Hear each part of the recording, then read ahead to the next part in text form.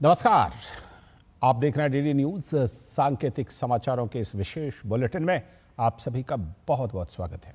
मैं हूं लालचंद्र सिंह और हमारे साथ मौजूद हैं हमारी सहयोगी मनीषा शर्मा। सबसे पहले शुरुआत कर लेते हैं हेडलाइंस के साथ।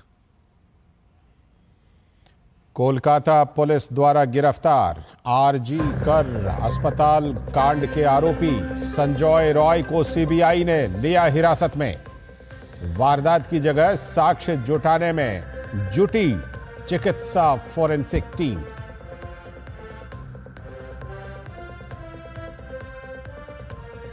महिला डॉक्टर हत्याकांड पर पश्चिम बंगाल के राज्यपाल सीबी आनंद बोस ने कहा, यह घटना पूरे बंगाल के लिए है शर्म की बात। वहीं मामले में साक्ष्यों से छेड़छाड़ को लेकर भाजपा बंगाल सरकार पर हमलावर। ममता बनर्जी की सरकार को बताया निर्ममता से भरा।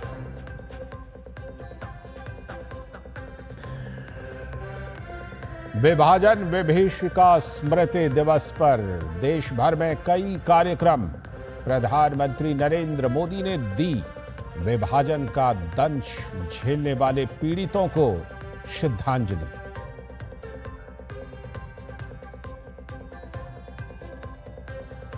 स्वतंत्रता दिवस समारोह के लिए लाल किला समेत राजधानी दिल्ली में सुरक्षा के कड़े इंतजाम। आज शाम कुछ ही देर बाद 7 बजे राष्ट्रपति देंगी राष्ट्र के नाम संदेश। दूरदर्शन और आकाशवाणी के सभी चैनलों पर होगा प्रसारण।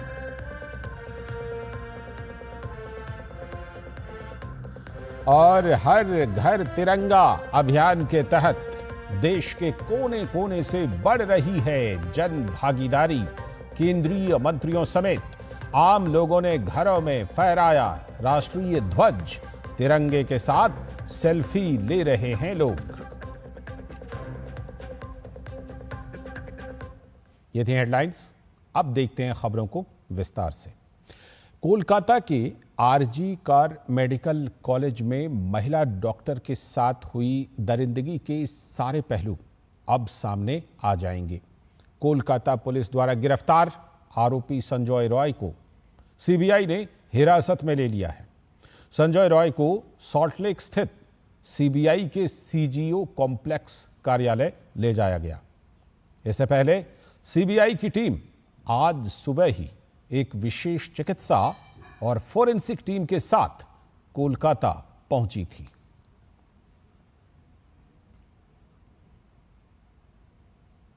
और इस बीच पश्चिम बंगाल के नेता प्रतिपक्ष शुभेंदु अधिकारी अन्य भाजपा विधायकों के साथ आरजी कर मेडिकल कॉलेज में बलात्कार और हत्या मामले के खिलाफ राज्य विधानसभा में विरोध प्रदर्शन कर रहे हैं।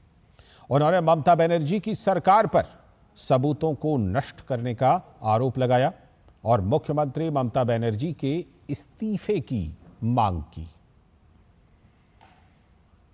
सीबीआई को शिकंजा कसना चाहिए और संदीप घोष, डॉक्टर एसपी दास, विनीत गोयल को अंडर कस्टडी करना चाहिए। आरजी कर में Sushant Rai, director of medical education, and doctor Abhik De, वो दोनों किस काम के लिए उस दिन सुबह गया था?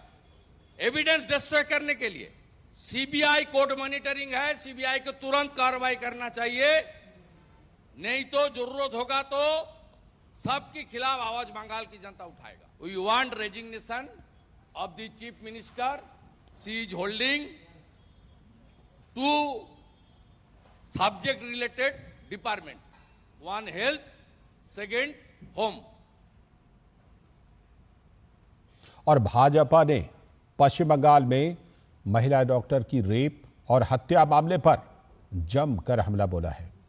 भाजपा के प्रवक्ता गौरव भाटिया ने कहा कि एक महिला मुख्यमंत्री द्वारा इस जघन्य अपराध को छिपाने की कोशिश हुई। उन्होंने ममता बनर्जी को निर्ममता बनर्जी संबोधित करते हुए कहा कि इस घटना ने उनके न्याय देने की क्षमता को एक बार फिर से कटघरे में खड़ा कर दिया है।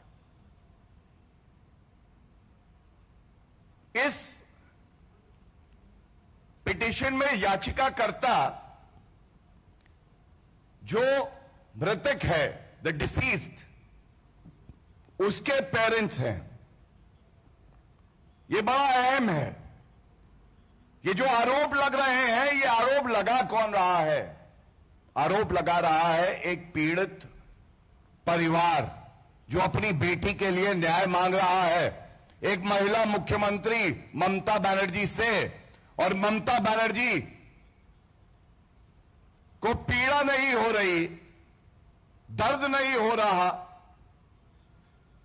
और यह कहना गलत नहीं होगा कि निर्ममता बनर्जी की न्याय देने की क्षमता पे सवाल उठा है आज।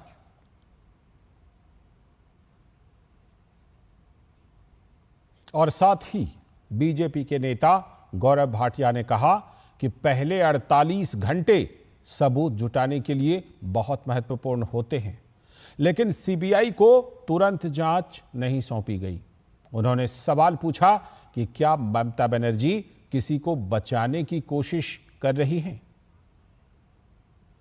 चिंताजनक यह है कि ममता बनर्जी 10 तारीख को कहती हैं कि मैं कुछ दिन बाद इन्वेस्टिगेशन को ट्रांसफर कर दूंगी। ममता बनर्जी, आपसे सवाल होगा कि आपकी निर्ममता का क्या कारण है, क्योंकि वो 48 घंटे ही सबसे ज्यादा महत्वपूर्ण थे for the collection of evidence, for forensic examination, for an unbiased postmortem, but वो नहीं होता है। और वहीं भाजपा के आईटी सेल के प्रमुख अमित मालवीय ने पश्चिम बंगाल की ममता बनर्जी सरकार पर एक बार फिर से तंज कसा है। अमित मालवीय ने सोशल मीडिया पर लिखा, ममता बनर्जी सही मायनों में उस कहावत को चरितार्थ करती हैं, जब रोम जल रहा था तब नीरो बांसुरी बजा रहा था, जिसका इस्तेमाल पतनशील और अलोकप्रिय रोम के सम्राट के लिए किया जाता था। उन्होंने लिखा, जबकि पूरा देश बंगाल की बेटी के साथ हुए जघन्य बलात्कार और हत्या के खिलाफ एक साथ मिलकर आवाज उठा रहा है, वहीं ममता बनर्जी बेशर्मी से धन धान्य स्टेडियम में कन्याश्री योजना के जश्न को भव्यता के साथ आगे बढ़ाते हुए आत्म प्रशंसा का तमाशा कर रही हैं। अमित मालवीय ने आगे लिखा, मुख्यमंत्री के रूप में ममता बनर्जी पीड़िता के साथ खड़ी होने में विफल रहीं, लेकिन एक विवेकशील महिला के रूप में वह कम से कम परिवार के साथ सहानुभूति तो जता सकती थीं। अगर उन्होंने अखबारों में भव्य तमाशा दिखाने के बजाय पश्चिम बंगाल में महिलाओं की सुरक्षा सुनिश्चित करने में भरपूर निवेश किया होता तो बंगाल की लड़की सड़कों पर न्याय के लिए मार्च करने के लिए मजबूर नहीं होना पड़ता। उन्होंने साथ ही लिखा, अगर ममता बनर्जी में थोड़ी भी गरिमा है तो उन्हें अपनी जिम्मेदारियों को पूरा करने में पूरी तरह विफल रहने के लिए तुरंत इस्तीफा दे देना चाहिए। और इस बीच पश्चिम बंगाल के राज्यपाल सीबी आनंद बोस ने महिला डॉक्टर से रेप और हत्या की घटना को पश्चिम बंगाल और मानवता के लिए शर्मनाक बताया। The entire Bengal is shame to India, shame to humanity. This is not the first time. Government has to take the responsibility.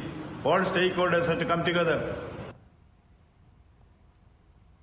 और पश्चिम बंगाल में महिला डॉक्टर के साथ बलात्कार और हत्या के मामले में देश भर में विरोध प्रदर्शन जारी है। अस्पतालों के ओपीडी में काम बंद पड़े हैं। तो वहीं छत्तीसगढ़ की राजधानी रायपुर में भीमराव अंबेडकर मेडिकल कॉलेज के डॉक्टर्स न्याय की मांग के लिए हड़ताल पर हैं। उनका कहना है कि केवल डॉक्टर्स ही नहीं बल्कि हर किसी को इस मामले में आगे आना चाहिए। महिलाओं को उनके कार्यक्षेत्र में सुरक्षित महसूस कराना चाहिए, जिससे वो मजबूती के साथ आगे बढ़ सकें।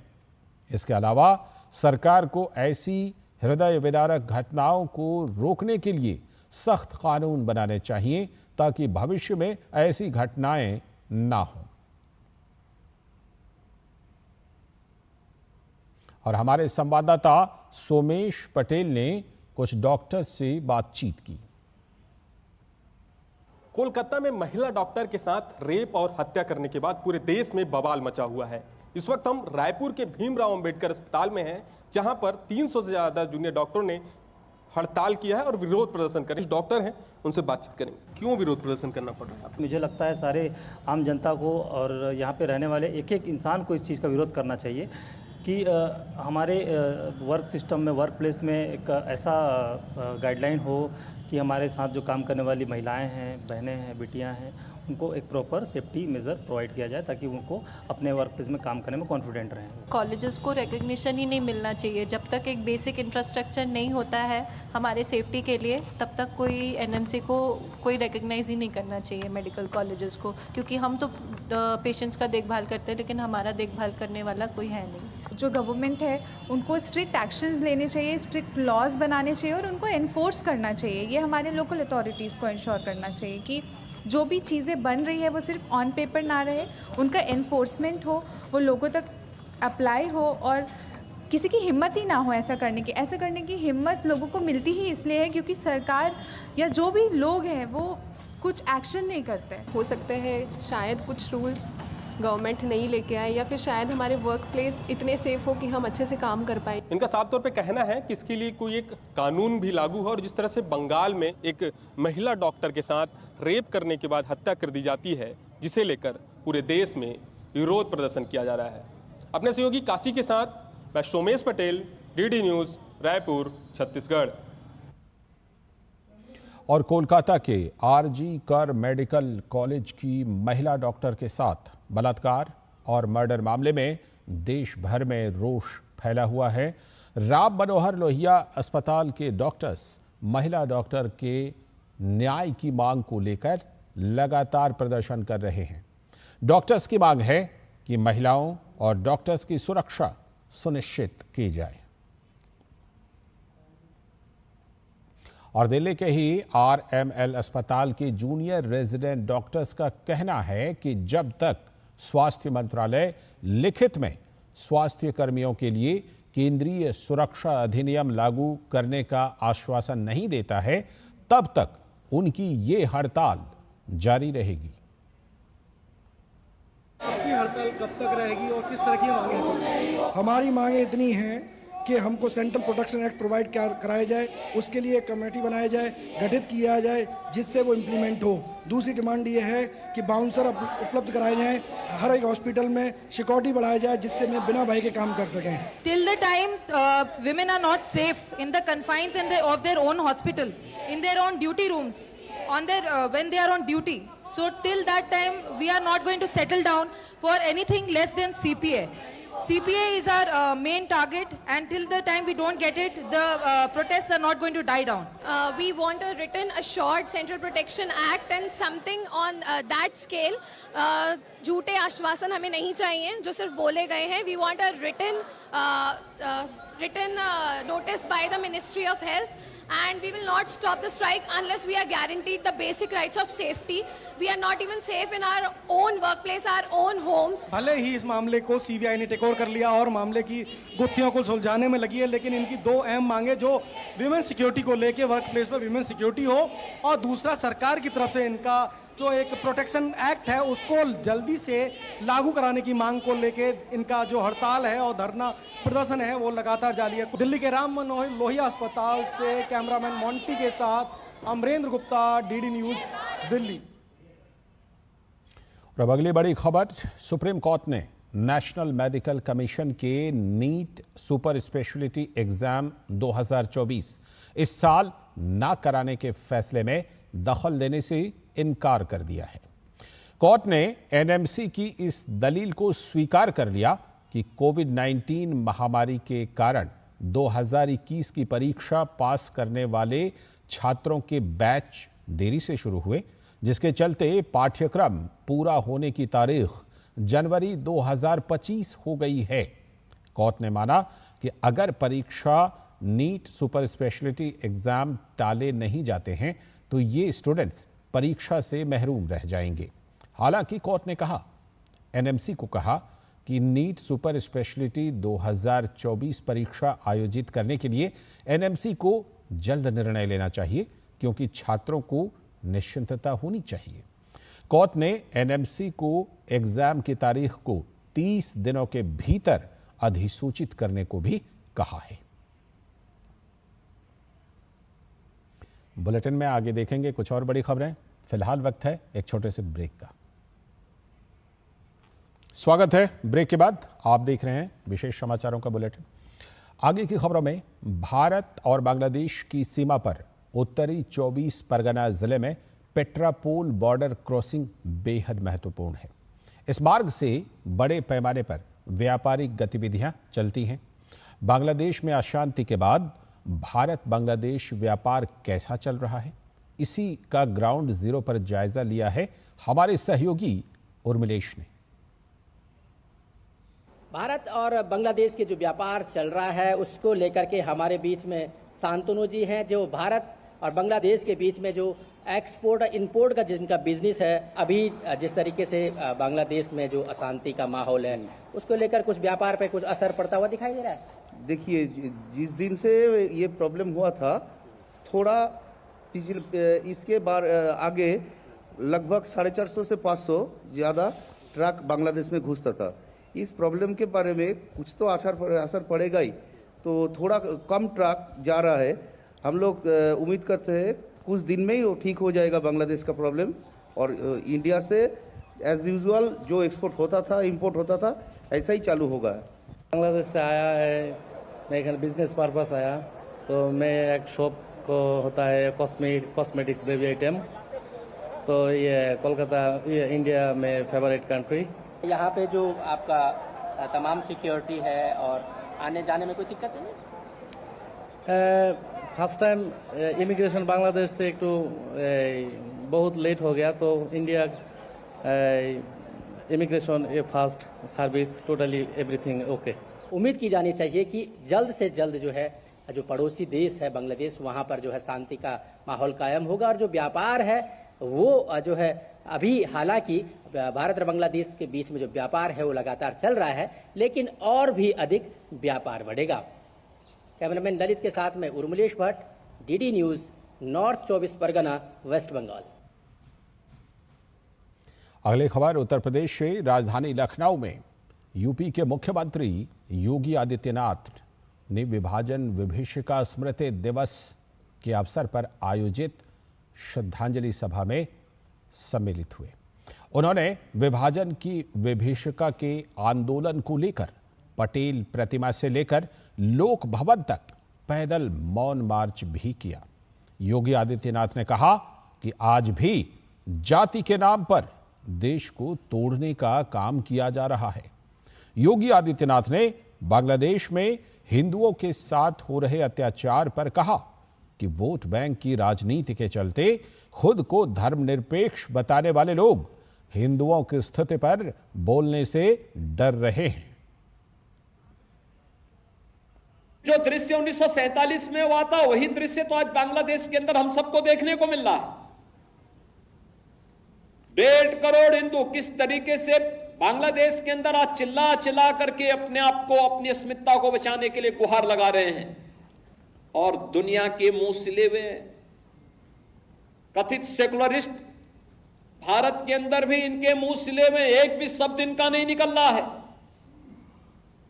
क्योंकि उनको भय है कि अगर इन निरीह कमजोर लोगों के इस पक्ष में इन्होंने आवाज निकाली तो इनका वोट बैंक खिसक जाएगा। और अब बात हर घर तिरंगा अभियान की।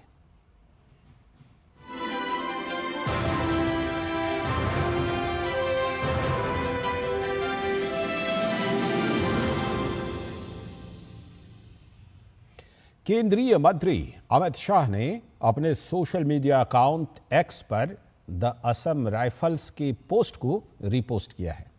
इस पोस्ट में द असम राइफल्स के जवान हर घर तिरंगा अभियान में भाग लेते दिखाई दे रहे हैं। पोस्ट को शेयर करने के साथ ही गृह मंत्री ने लिखा कि हर घर तिरंगा अभियान के माध्यम से हमारे राष्ट्रीय ध्वज के गौरव को अपने दिलों के साथ साथ जनता तक भी ले जाएं।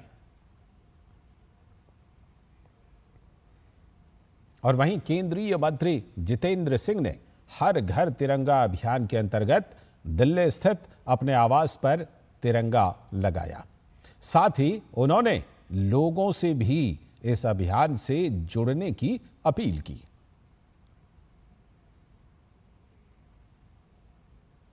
तो पूरा देश इस वक्त स्वतंत्रता दिवस के रंगों में रंगा हुआ नजर आ रहा है। इसी सिलसिले में सीआरपीएफ कर्मियों ने हर घर तिरंगा बाइक रैली का आयोजन किया। इस बाइक रैली में सीआरपीएफ के जवानों का जोश देखने को मिला।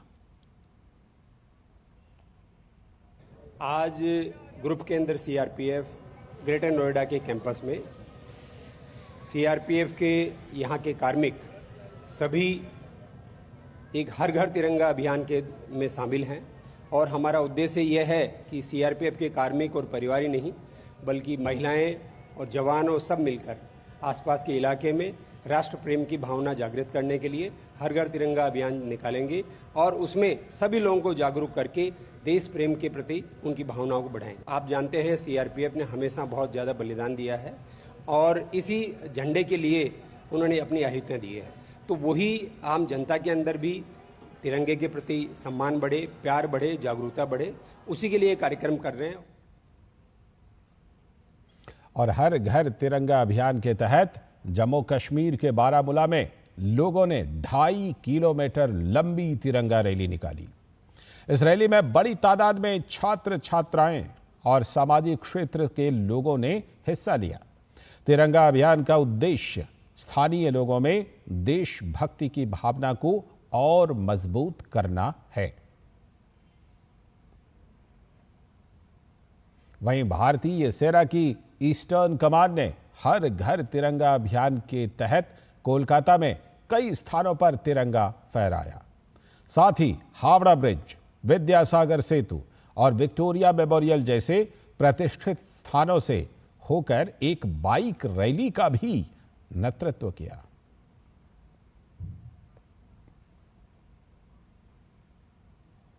और हिमाचल की राजधानी शिमला में भी देशभक्ति और लोक संस्कृति का अनोखा संगम देखने को मिला। देश में चल रहे हर घर तिरंगा अभियान में शिमला भी रंगारंग नजर आया। शिमला के गेयटी थिएटर परिसर में कलाकारों ने लोक गीतों और देशभक्ति गीतों के साथ नाच गायन के द्वारा शहीदों को याद किया।